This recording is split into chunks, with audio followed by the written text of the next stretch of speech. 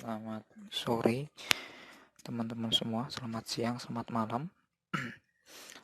Bertemu kembali kita di struktur data. Kita akan membahas kembali struktur data.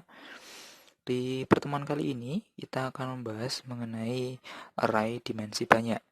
Pada pertemuan kemarin kita sudah membahas mengenai struktur data. Di situ kemudian ada array dan yang lainnya. Kemudian yang kedua ada bilangan. Kemudian yang ketiga ada representasi. Yang keempat, pada pertemuan kali ini kita akan membahas mengenai array dimensi banyak. Oke, sebenarnya tidak jauh berbeda juga dengan pembahasan kita sebelumnya pada pertemuan pertama, yaitu membahas mengenai struktur data dan array. Jadi kita sekalian mengevaluasi pembelajaran kita yang pernah kita dapatkan, yang pernah teman-teman dapatkan di pertemuan pertama.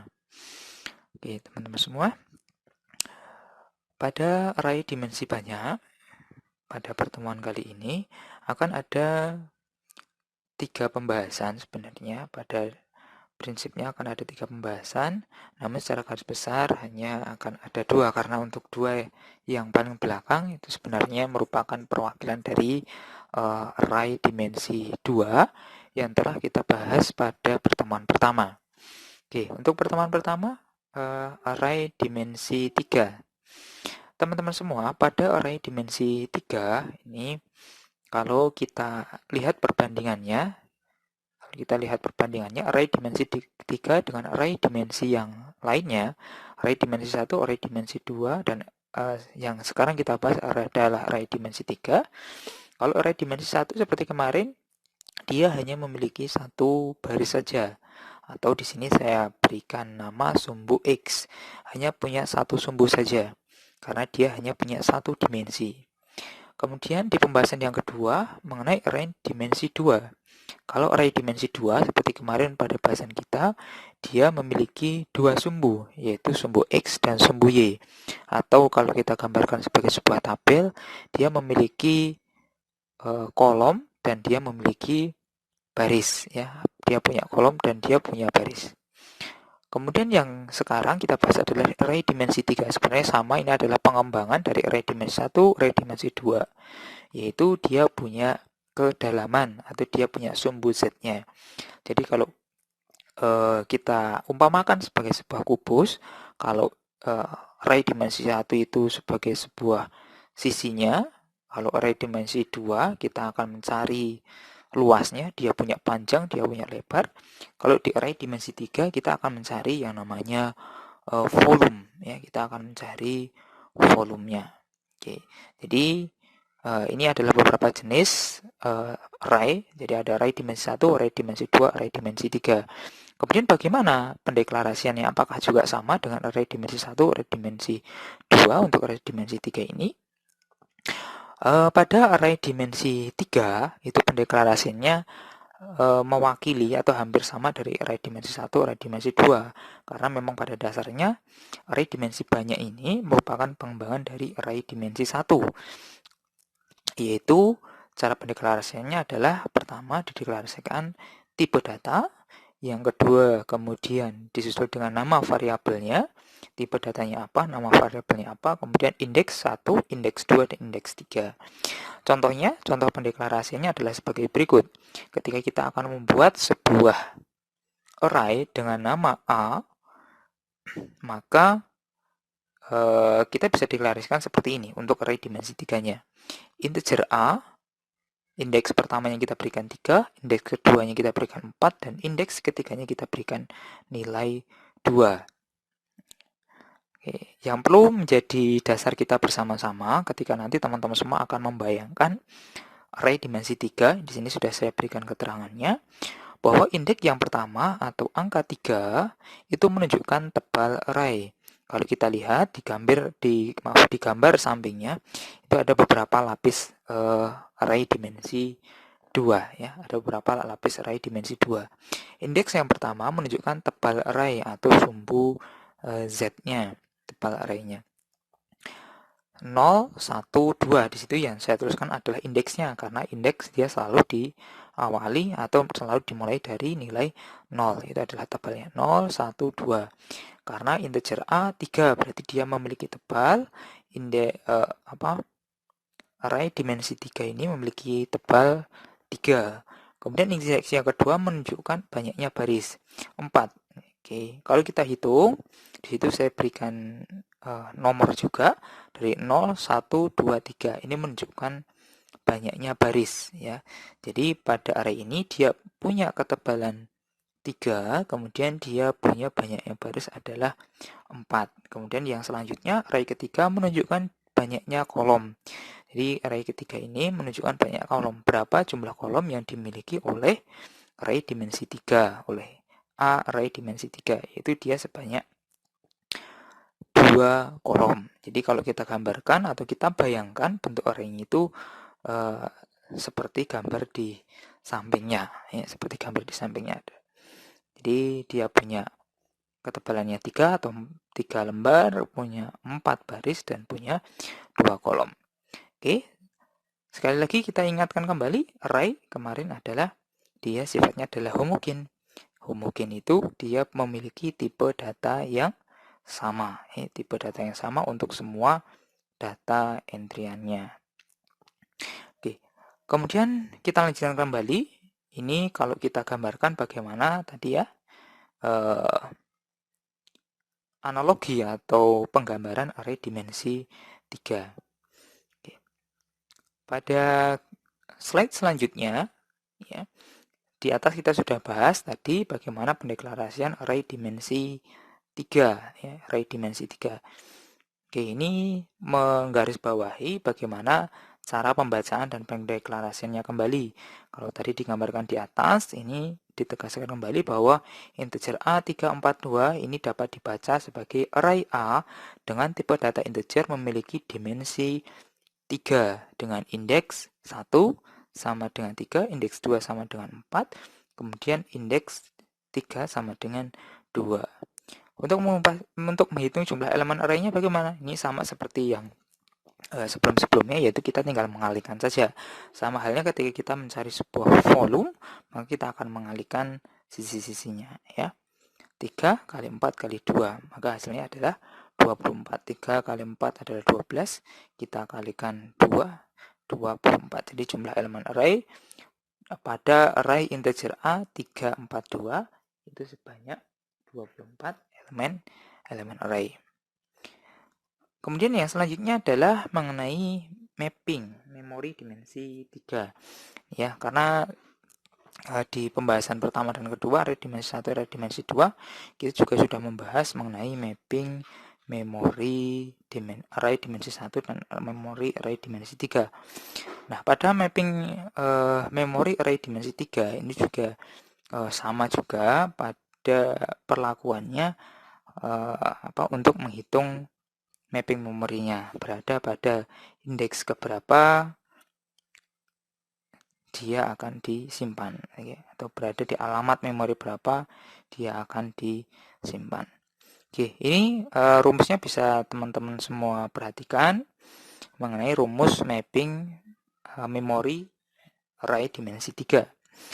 Nah, adapun di dalam rumus tersebut ada beberapa elemen-elemen yang harus kita ketahui lebih dahulu untuk bisa menghitung mapping memori array dimensi 3-nya.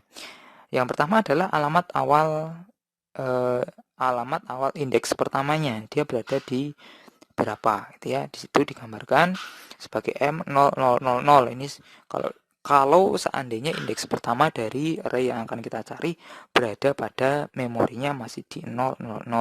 Tapi kalau pada realitanya bisa jadi alamat awal array-nya tidak berada pada M000, tapi mungkin sudah berada di 5, 7, 9 atau yang lainnya. Ya.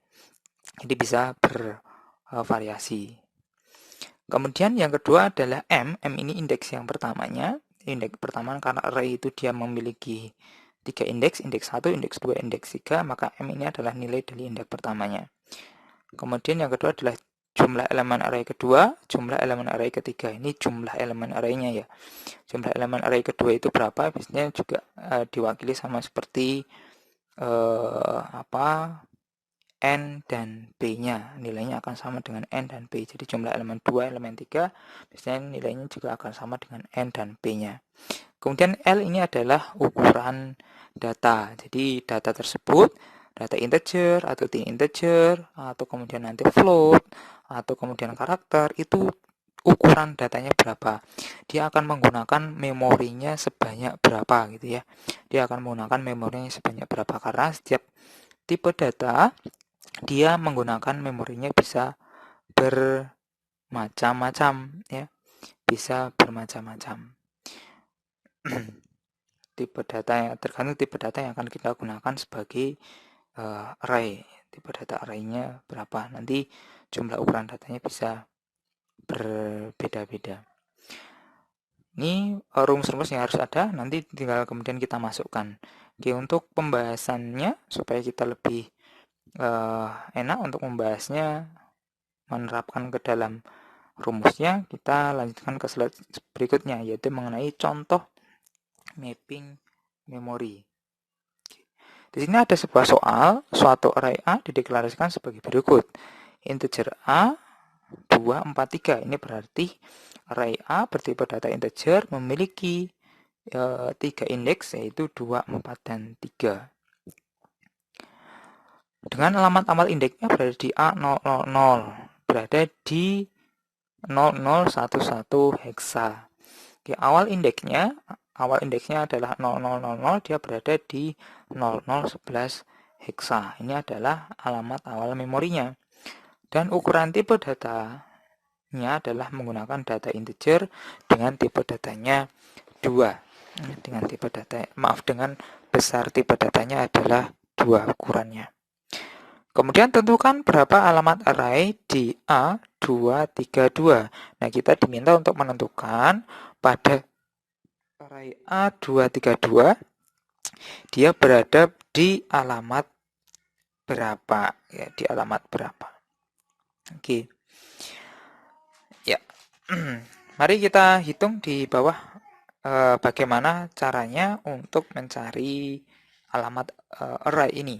Oke. Tapi sebelumnya saya ada sebuah pertanyaan mengenai tipe data. Ini pada pertemuan pada pertemuan pertama mengenai menghitung jumlah memori, kita juga sudah berbicara mengenai ukuran tipe data.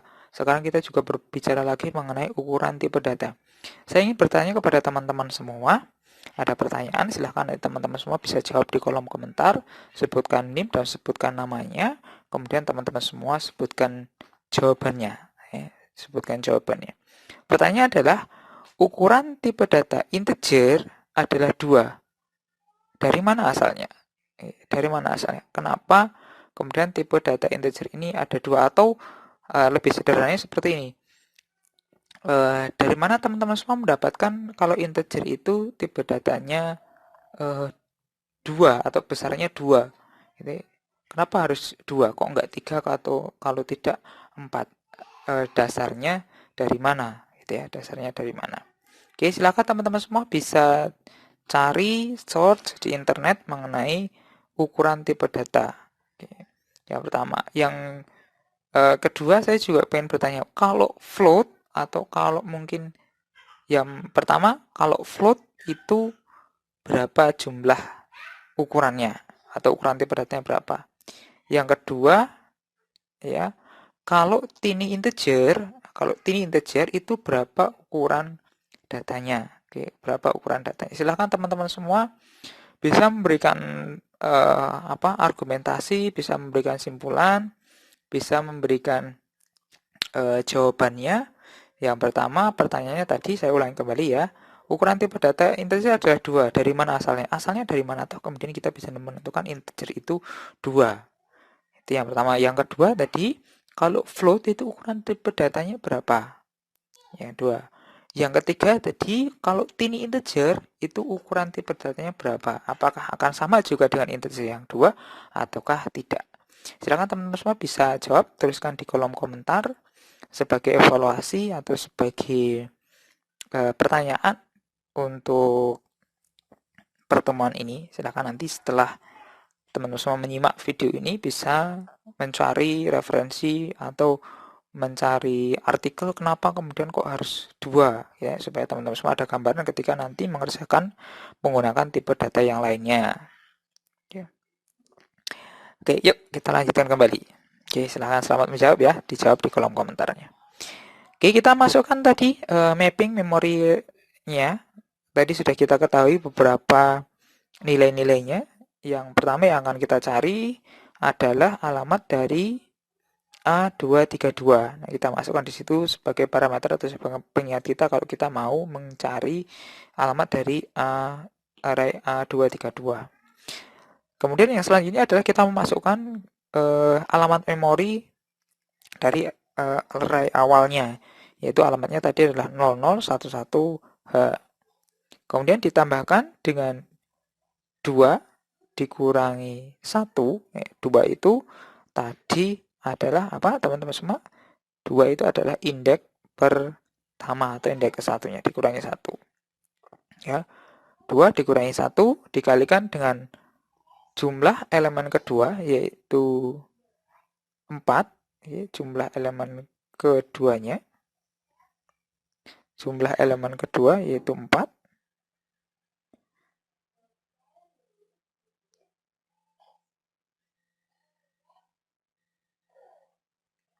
Jumlah elemen kedua yaitu 4. Kemudian dikalikan dengan 3. Ya, 3 itu tadi di atas adalah jumlah elemen ketiganya. Jumlah elemen ketiganya.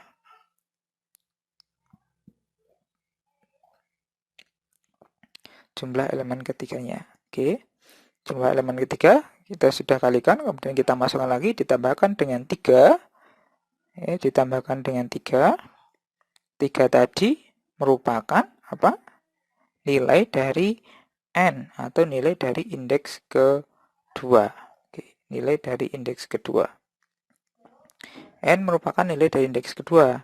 Nilai dari indeks keduanya kita lihat tadi kita dapatkan adalah nilainya adalah 3. Indeks keduanya adalah 3.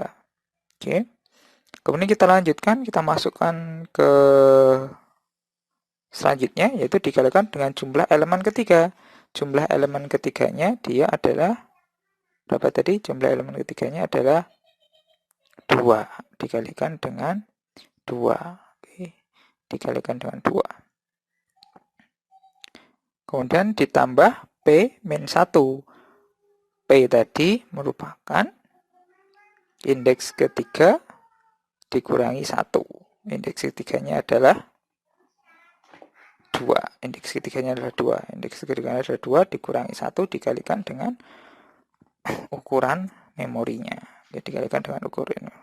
Kemudian dikalikan 2 kurangi 1 dikalikan 2 kurangi 1 1 dikalikan 4 4 dikalikan 3 12. Ditambah dengan 3 kurangi 1 2 dikalikan 3 6. 12 tambah 6 ditambah dengan 2 kurangi 1 1 dikalikan 2 2.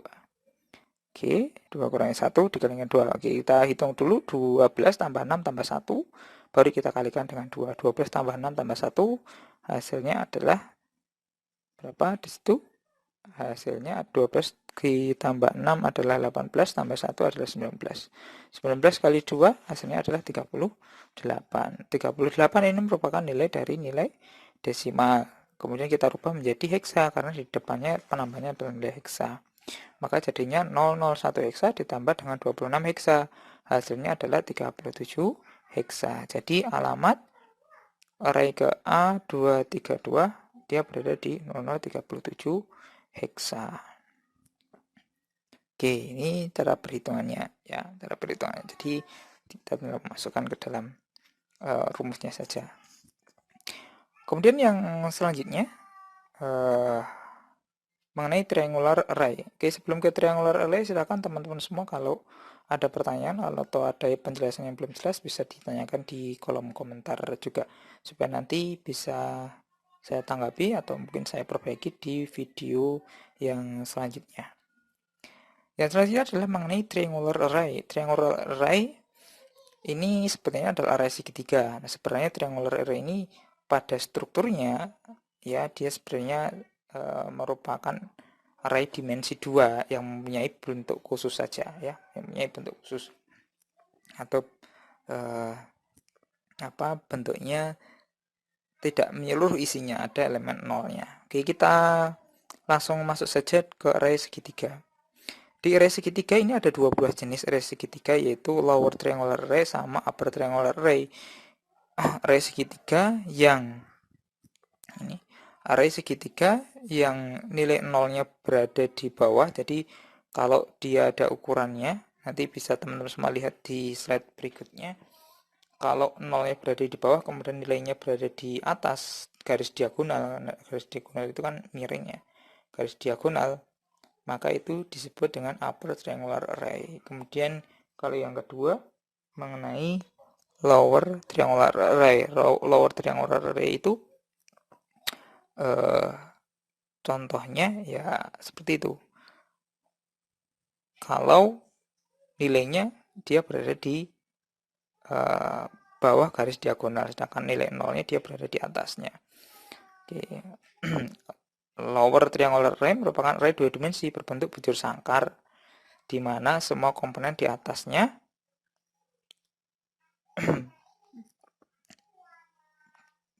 di mana komponen di atas diagonal berisi 0, jadi nilainya berada di bawahnya. Kalau upper triangular array berarti kebalikannya. Teman-teman semua bisa lihat di slide berikutnya mengenai bentuk triangular array. Nah, kurang lebih nanti bentuk triangular array-nya seperti itu. Adapun nanti nilai yang mengisinya bisa berupa integer ataupun karakter atau nilai yang lainnya, tergantung dari tipe data dan inputan yang kita berikan. Kemudian yang selanjutnya ada namanya array jarang atau sparse array. Array jarang ini array yang kebanyakan komponennya memiliki satu nilai yang sama, misalkan 0, dan hanya sebagian kecil yang memiliki nilai yang tidak sama dengan 0. Jadi array jarang ini array yang isinya kebanyakan adalah nilainya adalah 0 gitu, nilainya adalah 0. Nah, sebenarnya dua array tadi ini adalah bentuk lain dari array dimensi 2 ya, keadaan-keadaan yang sering disebut triangular array dan sparse array ya, triangular array dan sparse array. Oke, itu. Nah, ini nanti akan saya tunjukkan salah satu contoh triangular array-nya ya, menggunakan kode C++ ya, menggunakan bahasa pemrograman C++. Kemudian yang kedua nanti saya juga tunjukkan contoh program menggunakan C++ pada array dimensi 3, bagaimana implementasinya ya, bagaimana implementasinya. Oke. Mari kita lihat bersama-sama di kode programnya. Oke, kita menggunakan kode C++. Pertama, ini ada include, kemudian yang tidak saya bahas mendetail ya mengenai include-nya. Yang kedua, kemudian ada char H sama dengan 64. Ini karakter H sama dengan 64 digunakan nanti untuk mendeskripsikan karakter H yang akan kita gunakan pada looping nanti di bawah. Adapun panjangnya adalah 64, tipe datanya adalah karakter. Yang kedua selanjutnya adalah nama. Nama ini adalah array 3 dimensi dengan nama array-nya adalah nama, tipe datanya adalah karakter. Dia punya 5, 4, dan 34. Dia punya 5 lapis, kemudian dia punya 4 baris dan 34 kolom. Nah, nanti ketika program ini kita jalankan, maka akan menghasilkan aplikasi seperti ini, atau hasilnya seperti ini. Dia ada grup A, grup B, grup C, grup D, dan grup E. Nah, setiap grup dia dihuni oleh 4 klub. Nah, setiap klub dia memiliki nama yang panjang karakternya maksimal adalah tadi 32 kalau nggak salah, 32 karakter. Seperti itu. Nanti teman-teman semua bisa hitung. Nah, teman-teman semua juga bisa bisa coba-coba bagaimana nanti kalau fieldnya saya kurangi bagaimana gitu ya. Nanti silakan teman-teman semua bisa coba di C++ nya. Program yang kedua ini mengenai tadi ya, triangular array. Kita mengenai triangular array-nya. Mengenai triangular array kita bisa saksikan di sini ada dua buah contoh program menggunakan triangular array, yang satunya upper triangular array, yang satunya adalah lower triangular array. Jadi kita bisa menggunakan dua contohnya. Nah, kode programnya, shortcode-nya nanti saya lampirkan di deskripsi. Silakan teman-teman semua bisa download, bisa dicoba, nanti bisa dicoba menggunakan C++ untuk memahami mengenai triangular array atau array dimensi banyaknya. Silakan bisa dicoba. Oke. Kemudian yang terakhir, oke, tadi kita sudah berbicara mengenai array dimensi 3, kemudian ada triangular array, ada sparse array. Kemudian kita juga melakukan perhitungan memorinya. Nah, sebagai sebagai stimulan atau sebagai teman-teman semua nanti belajar ya, rekan-rekan belajar untuk next selanjutnya, ini kita akan membahas bagaimana cara mapping memori pada triangular array-nya ya. Apakah akan sama juga menggunakan rumus yang dimensi 2 kalau kita menghitung array dimensi 2 ataukah berbeda. Oke. Silakan teman-teman semua bisa cari dulu ya, kemudian buat perhitungannya, kemudian nanti akan kita bahas. Mungkin teman-teman semua nanti akan menemukan rumus-rumus yang berbeda atau akan menemukan teori-teori yang lainnya mengenai cara menghitung atau cara mapping memori pada triangular array. Serta silahkan berikan masing-masing ya satu contoh perhitungannya untuk bagaimana cara menghitung mapping memori pada triangular array ini ya, pada mapping triangular array ini seperti apa ya. Seperti apa. Oke, silahkan bisa teman-teman semua coba, bisa teman-teman semua kerjakan. Nanti di video selanjutnya kita akan membahas, kita cocokkan bahasan kita dengan teori atau dengan perhitungan yang teman-teman semua lakukan. Oke, ini untuk array dimensi banyak ya, untuk array dimensi banyak mengenai dimensi 3, cara perhitungan memorinya, alokasi datanya dan perhitungan elemennya, serta triangular array dan sparse array-nya. Ya kan teman-teman semua, kalau ada saran mungkin mengenai video yang perlu kita bahas selanjutnya bisa diisikan di kolom komentar. Untuk pembahasan kali ini mengenai array dimensi banyak mungkin cukup sekian dulu. Kita jumpa kembali di video yang akan datang. Tetap sehat, stay at home, social distancing, physical distancing-nya tetap. Sekian dari saya ucapkan terima kasih. Jangan lupa like, comment, and subscribe. Sampai jumpa di video selanjutnya. Assalamualaikum warahmatullahi wabarakatuh.